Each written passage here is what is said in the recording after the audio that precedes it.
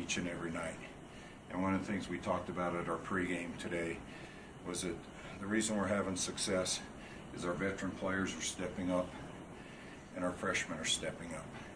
And the point being made was it's not a individual that has to carry us. And so when we talk about our veteran players, tonight Marta, Bailey played tremendously. I thought Taylor Rusk was big again tonight. And then you looked at the freshmen, and Quinn really stepped up. I thought there wasn't a bigger play.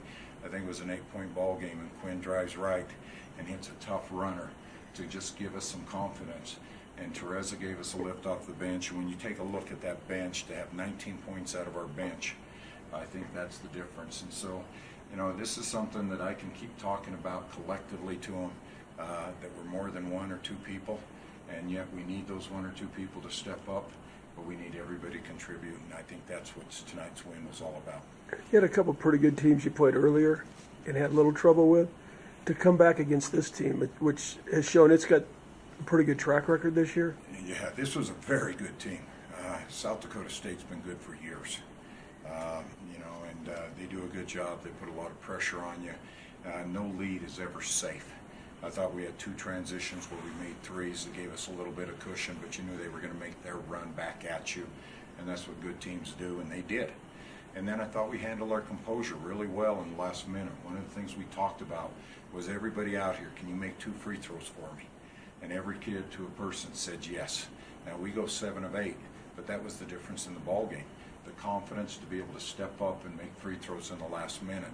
And I knew then we knew how we could play defensively. Take away the 3, that's fine. We're going to let them get 2, and then we're going to match it right back up with 2 free throws, and we were able to accomplish that. Was there any emphasis at halftime? I mean, the last couple of games you've had big leads and kind of gave it up in the third quarter. Was there any emphasis at halftime on that? Yeah, definitely. One of the things we do is, as our coaches meet at halftime, the players write 4 goals up on the board. Then I come in and talk about what I need to talk about. The players have already usually have everything on the board that we want, so we're on the same page.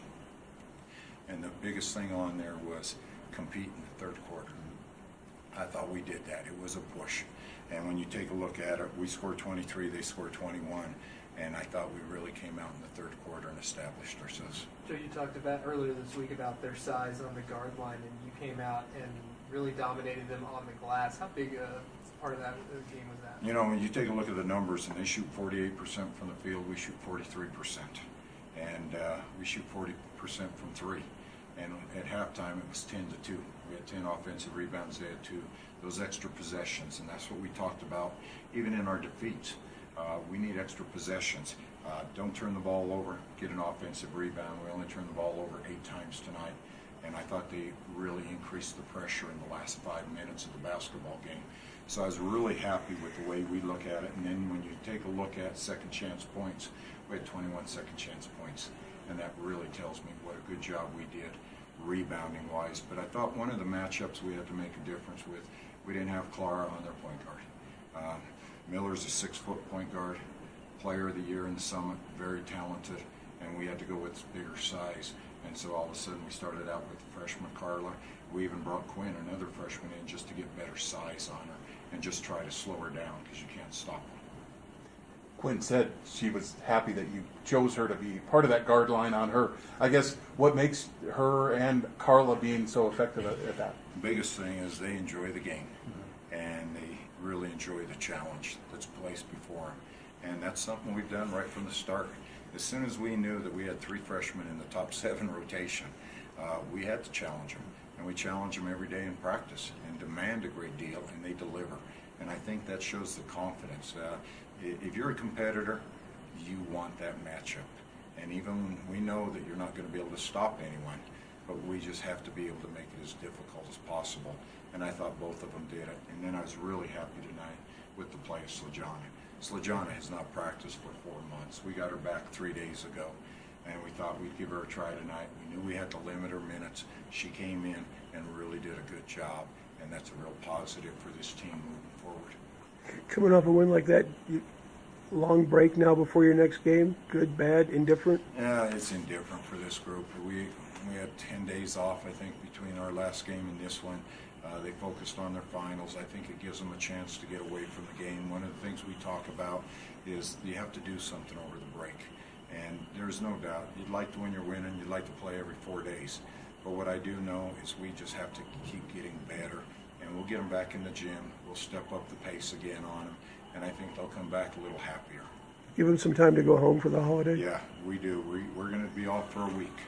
And that gives everybody an opportunity to just unwind a bit because they've been through finals. That was a stressful time for them. Practice is stressful. And the other thing that ends up happening is for our freshmen, for them playing as many minutes as they're playing, we've been going since September. And this is a long year for them, so I think the time's going to be really welcome. Doesn't get easy, though. We open up with the two teams that have been picked first and second in the Mountain West Conference, in Boise State and UNLV. But as we tell them, you just keep competing, keep making the right decisions, and the results will take care of themselves. And I think that's what it showed tonight is I think our young players play better, just knowing that are they making the right play, not what the result is. And as long as they can stay relaxed, and then you have the leadership of Marta and Bailey. I mean, Bailey gets a double-double tonight, and I thought she was very aggressive and hits her first career 3, and I thought that was really important for Bailey. Marta was talking about, they get to go home for Christmas. With as many foreign players as you have on the team, do you have anything special in store to keep them from getting too bored or alone? What they're doing, our international players stay here, and they get together. They'll have Christmas together. We do some things with them. The facility's also available. And so I have a great strength staff with Mike Cotterman. He'll have them in the weight room. And so the players that are here still have that opportunity to continue just to work out. They're just getting a little time away from coach. Joe, if I'd asked you, or I told you on November 1st that you'd be 7-2 at this point, would you have taken that in a I'd heartbeat? have taken it in a heartbeat, and especially if you'd added that 3 freshmen are in your top 7. And when I take a look tonight, Quinn gets 27 minutes, Carla gets 25, and I thought Teresa gave us really important minutes. And then the leadership of this senior group, they like to compete.